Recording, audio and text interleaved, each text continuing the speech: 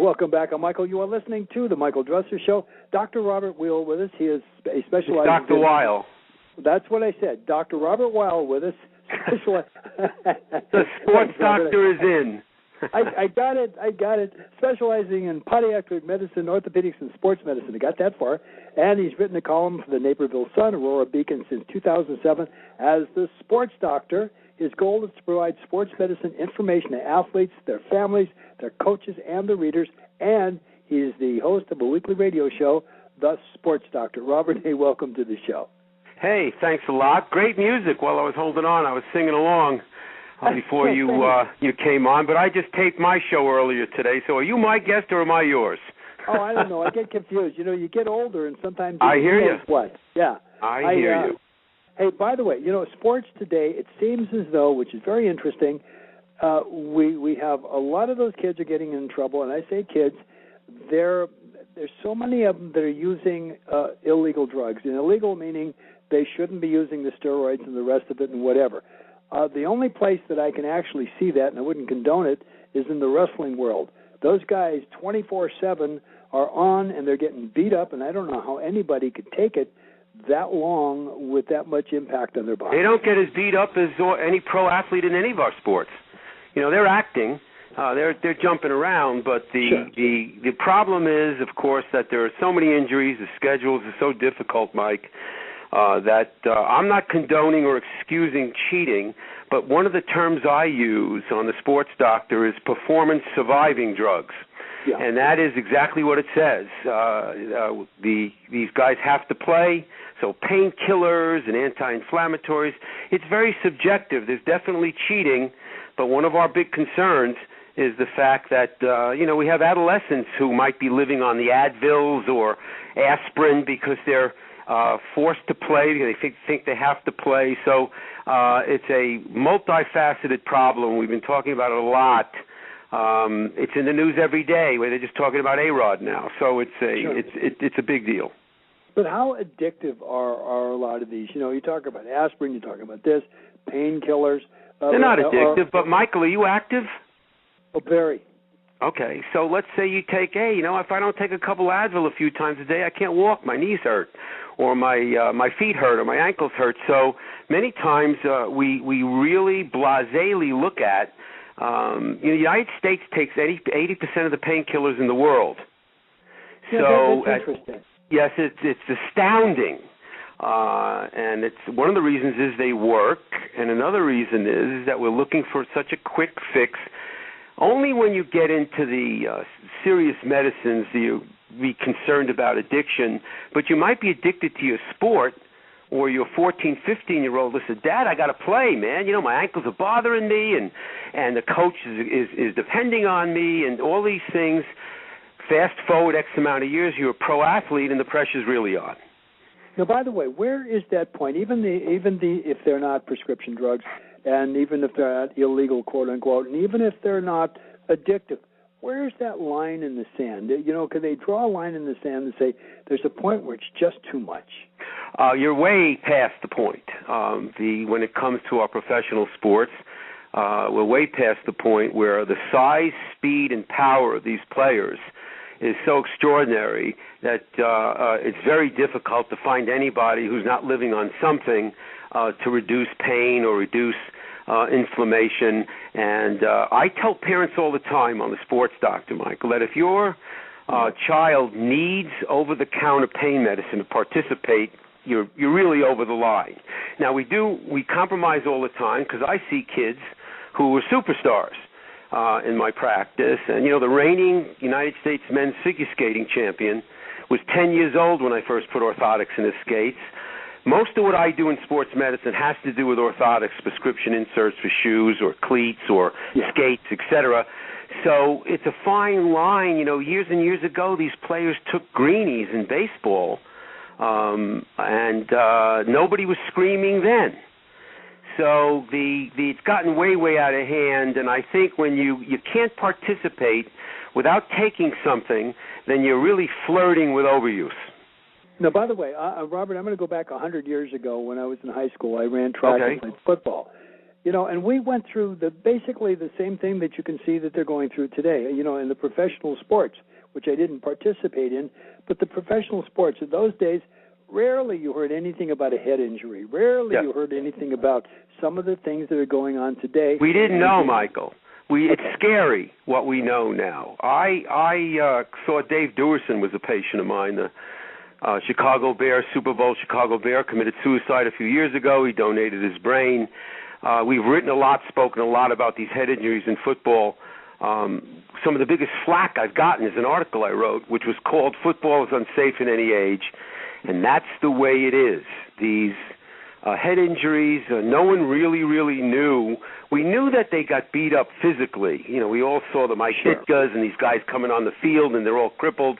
We knew that, and we also knew that if someone was knocked out numerous times, maybe he'd have a problem, like a prize fighter. What we didn't know was what a crapshoot it is, and the fact that we just don't know how much trauma to the head is too much. And the helmet, there is no helmet that can protect, because it's not so much the impact, it's the blasting around of the head. But we really didn't know, like we didn't know that maybe if you injected cortisone 50 times, the joint would wear out. That was the state of the art. Did you say 100 years ago when you were in high school? Well, close. All right. Let's say 60 years ago.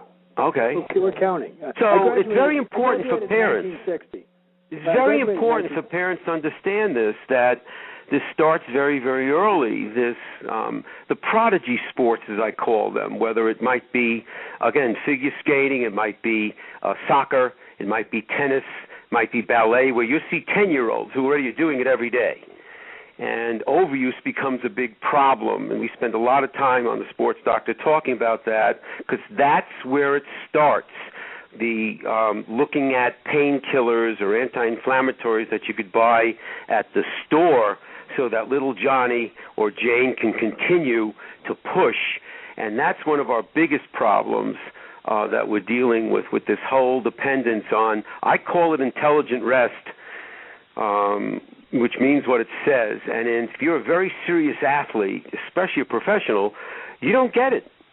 You don't get absolutely. it. Your recovery is like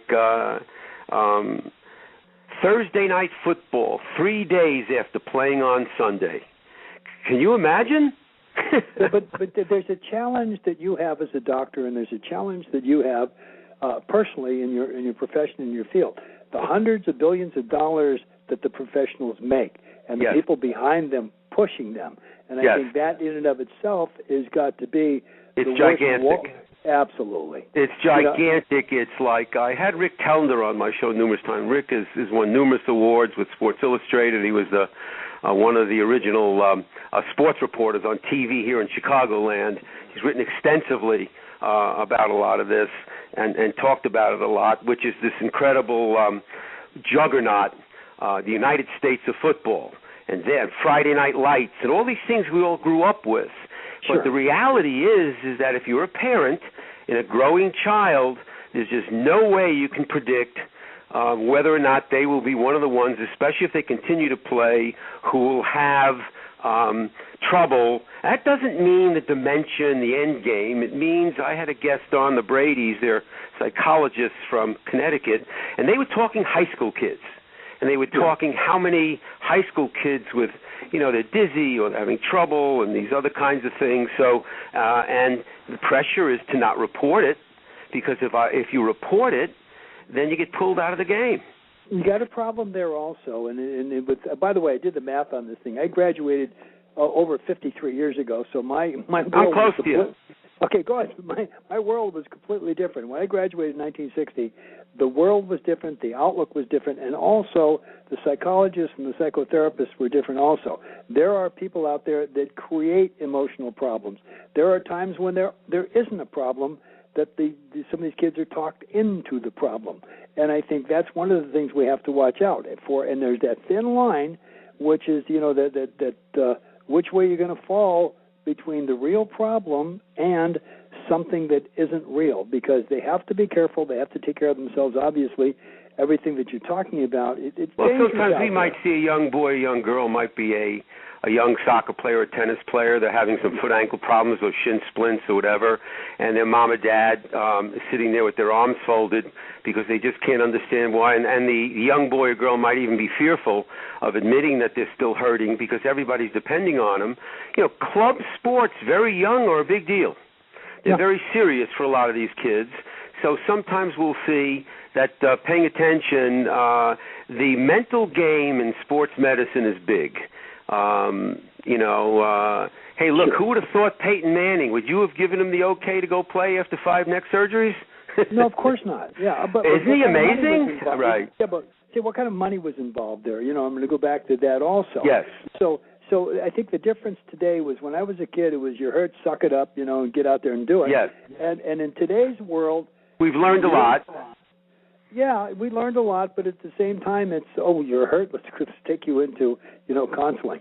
There's a lot of that too. But in essence, what you're saying is absolutely spot on, and there's got to be that something that we can't quit playing baseball, football, soccer, and the rest of the especially the contact sports. You can't quit doing that. But at the same time, what do you do to maintain some semblance of sanity with it? But there's only one sport where collision is constant and normal and aggressive. The Green Bay Packers, I think the average lineman was about 260 pounds. Today they're like 320, and they run twice as fast. They all bench press 600 pounds. And the forces that are being exhibited, it's true you can collide in any sport, but in football you're always colliding. That's the great dilemma, and we're going to the big settlement was a big deal, and I'm glad a lot of these old players who really, really needed money get it. But this is just starting, is going to be this constant dialogue over American football and these head injuries. By the way, I was, as a kid, I was an old boxing fan. But then, I started watching in the last, 5, 6, 8 years. Were you a Floyd Patterson fan? Oh, yeah, you bet. By the way, the cage fighters started, okay? Yes. And when you looked at those cage fighters, they don't hold anything back. They kick, they punch, they do whatever. Tremendous. Some of the best athletes, too. Yes. Now, but when you take a look at that compared to football, it's nothing. Because they're not standing there when you can have 2 or 3 guys that weigh 300 pounds slam into you at full speed. Yes, and there's also, the big thing also, Mike, is for every cage fighter, there's 9.5 million football players. It's the biggest sport. It's gigantic. It's millions and millions of kids, and that's I make the same argument in boxing. But overuse injury is a big part of what we see in sports podiatry, where we've got these kids who are doing so much running, so much jumping, and foot mechanics is very, very important in these regards. So prevention of injury and enhancing performance is really what the sports doctor's all about. How long have you done your show, Mike? 30 years now. I'm pushing you. Hey. Wow, we're talking the same kind of generations. I've done the sports doctor maybe 20 years.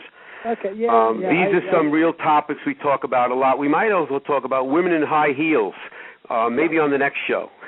No, by the way, you're always welcome to be here. I think one of the things that I was going to bring that to, we got about a minute left, but one of the things I was going to bring it to basically was this, that we talk about sports. Sports is exaggerated. That's the ultimate. Yeah. But what about the average guy on the street? Well, that's what we're all about. 90% of the people I see are that person, the recreational, the person who's looking to stay fit, and all of those things. What's the best shoe? What about these problems? What about that? What about arthritis? Absolutely. Sports medicine includes, that's the biggest part. We pay a lot of attention to senior citizens, quote-unquote, wink, like us, when we're talking about balancing the body, biomechanics. That's a lot of times what orthotics are all about, Mike. Yeah, let me tell you where you don't want to be today. I'm only about 90 to 100 miles away from you. I'm right outside of Milwaukee. And where you don't want to be if you're over 65 years old today is at the Piggly Wiggly grocery store, because this is the third. The Social Security checks came out, and it's senior citizen discount. Don't go there. You could get hurt. Yes. And another huge topic in the 10 seconds you have sometime in the future, we're very, very involved in prevention of childhood obesity, something that I'd really like to talk to you about sometime. Absolutely. Okay, I love it. And we're out of time, but we'll have radio as soon as you get a hold of you. I'd love to have you come back on the show. Well, what a pleasure. I'm so glad to have come across you. Good luck. And thanks very much. Thanks very much for having me. SportsDoctorRadio.com, Mike. Okay, that's what I was looking for. The website. Yes, written out. We have 3 or 4 years of radio shows, a lot of articles. SportsDoctorRadio.com. Absolutely. You could see lots of different things. The whole Olympic story with Lysacek and the figure skating. So again, thanks so much. Okay, take care. Bye bye. You too.